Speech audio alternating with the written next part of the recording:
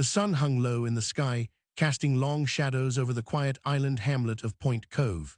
The air was thick with the scent of pine and seaweed, the kind of scent that accompanied the rhythm of life on a small, idyllic island. For Thomas, sitting on his worn wooden deck chair, it was strange to feel anything but the weight of routine. He had lived in Point Cove for nearly 2 decades, raising his young daughter, Emma, with his wife. The couple had weathered the ups and downs of life together, sharing laughter and heartaches under the stars that dotted the night sky like distant lights. But lately, something felt off. Something was missing. Thomas glanced at his watch, which stood at 7:15 p.m. He had been staring at all afternoon, her face a blank mask of tension as she worked in her interior design business. He could see that she was avoiding him now, her eyes darting between the computer screen and the floorboards beneath her feet. His heart skipped a beat when he caught her looking up at him from across the room, her gaze fixed on something in the distance, perhaps too far for his liking. That evening, as stepped out of her house to meet a client, Thomas followed her pathway. The street was quiet, with only the occasional crunch of footsteps along the cobblestone path leading to the village. He had seen her before. She looked familiar. Something about her movements felt off, not the way she carried herself, but the ease with which she moved through the world. As he walked along, Thomas noticed a man sitting on a bench nearby. The carpenter, Michael, seemed to be lost in thought as he played with a set of sawhorses. His hands were steady, though, each cut smooth and precise. The contrast between Thomas and Michael was stark. Michael was older, his face rugged, his eyes sharp and calculating. "Excuse me," Thomas said quietly, stepping closer to the bench. Michael looked up as Thomas approached, his expression momentarily widening before returning to his work. He glanced at Thomas with a raised eyebrow, then dropped his sawhorses, setting them aside with a deliberate motion. "Yes, I think you're staring at me too closely." Thomas stepped back, sensing something was not right about Michael's demeanor. The carpenter seemed oddly familiar, as if he had seen Thomas before, though they hadn't met in public. There was an unsettling quiet in the air that night, a tension that couldn't be placed on the street or in the bench seat.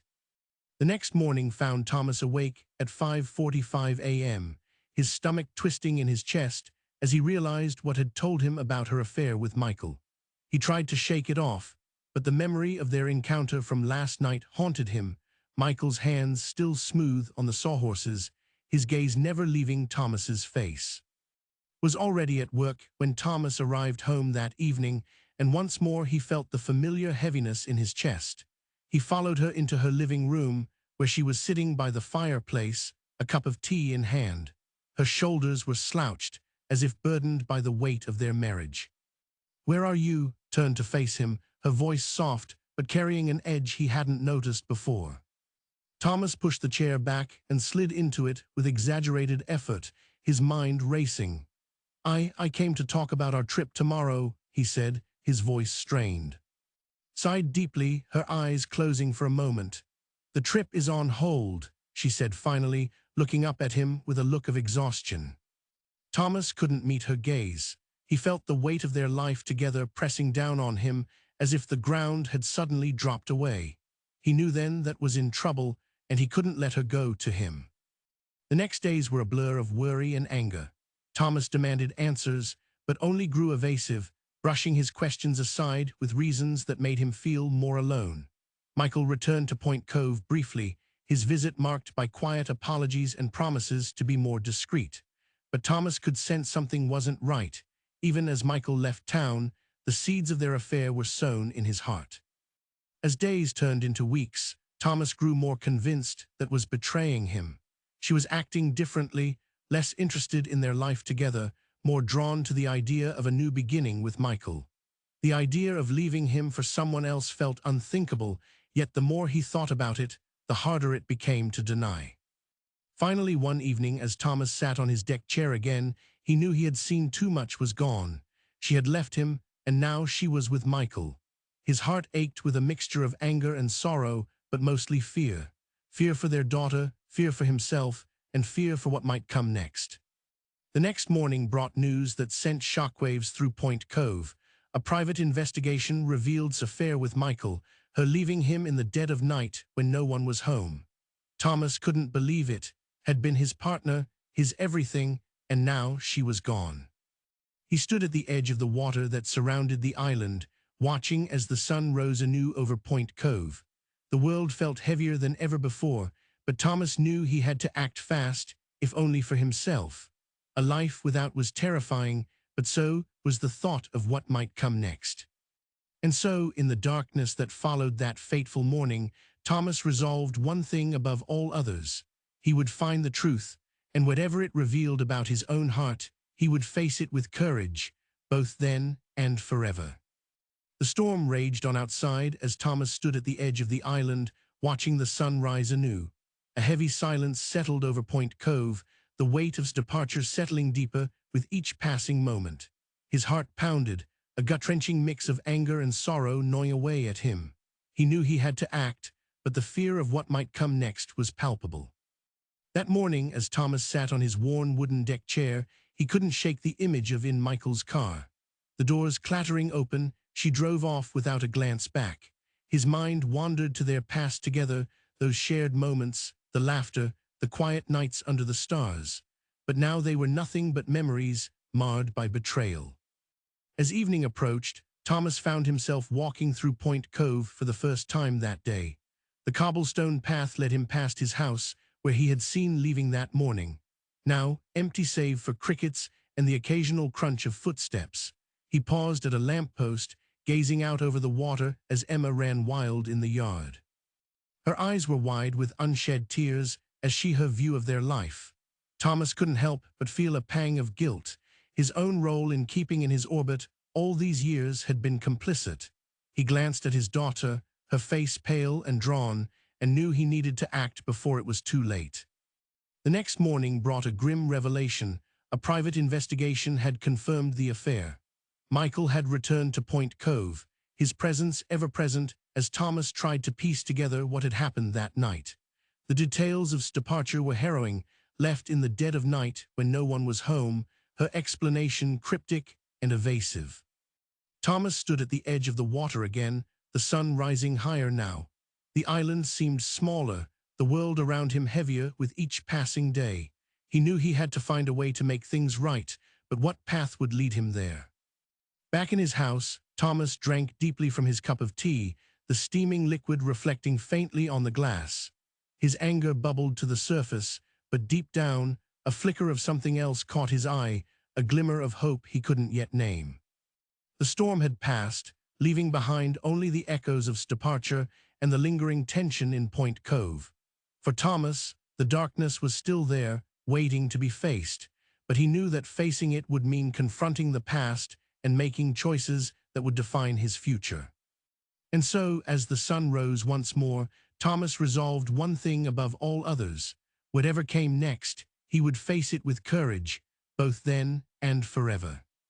The storm had passed, but the silence that had enveloped Point Cove remained, a reminder of what had unfolded on that fateful morning. Thomas stood at the edge of the water once more, the sun rising anew over the horizon, casting its golden light across the choppy waves.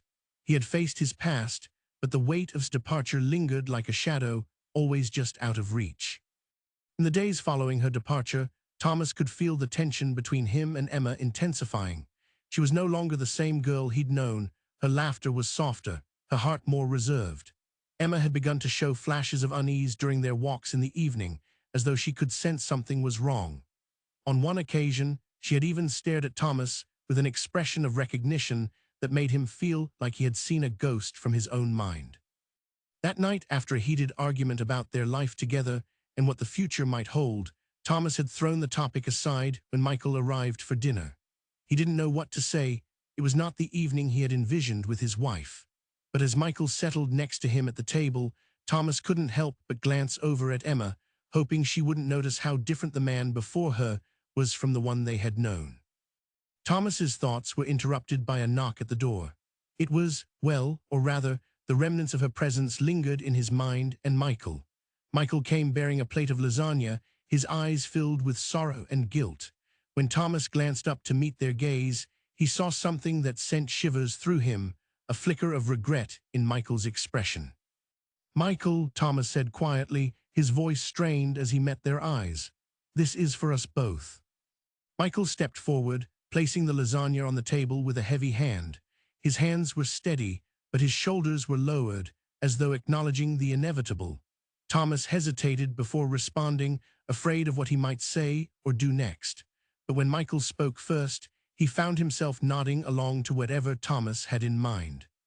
"Thank you," Michael said, his voice barely above a whisper. This is perfect." Thomas sat back in his chair, a mix of anger and relief washing over him.